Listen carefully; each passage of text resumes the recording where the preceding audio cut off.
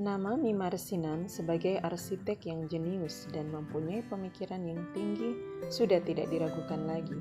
Bukti-bukti ini tampak pada konstruksi bangunan Masjid Sulaimaniyah, jembatan dan lain-lain.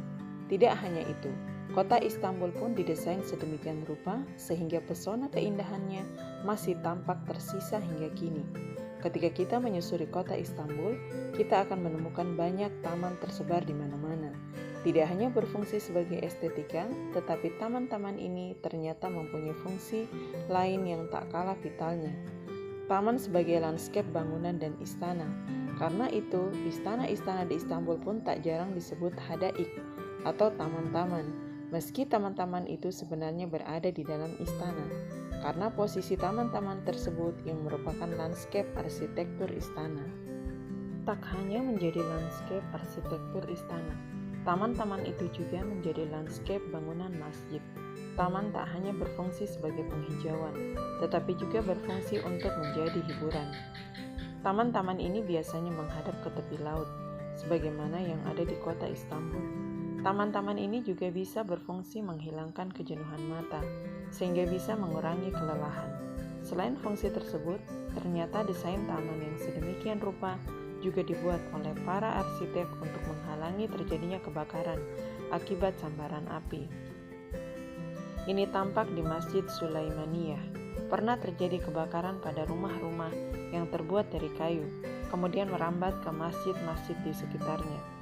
Peristiwa ini kemudian menginspirasi para arsitek dengan menyediakan lahan yang luas untuk ditanami pepohonan dan rerumputan.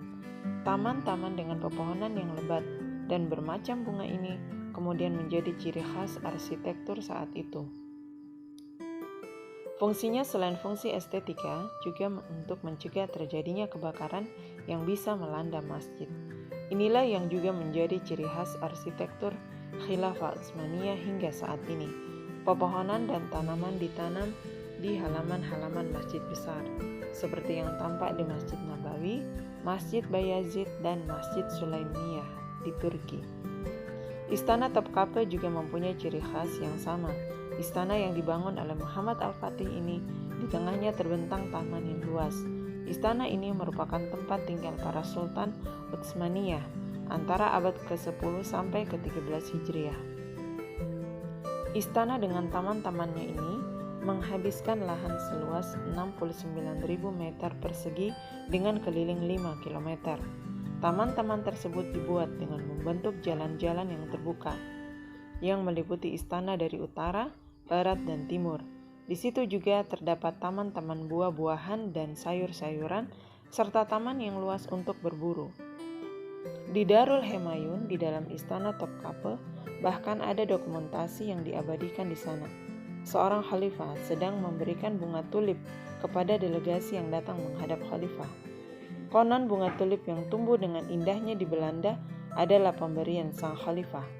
Taman bunga tulip itu hingga kini masih ada. Tempatnya di Istanbul, biasanya bersemi dan mekar pada bulan April. Itulah keindahan taman-taman dan kejeniusan para arsitek muslim yang tidak hanya memfungsikan keindahannya, tetapi juga menggunakan taman untuk tujuan-tujuan vital lainnya. Menjadi paru-paru kota, mencegah kekeringan dan kebakaran, serta obat stres dan kelelahan mata.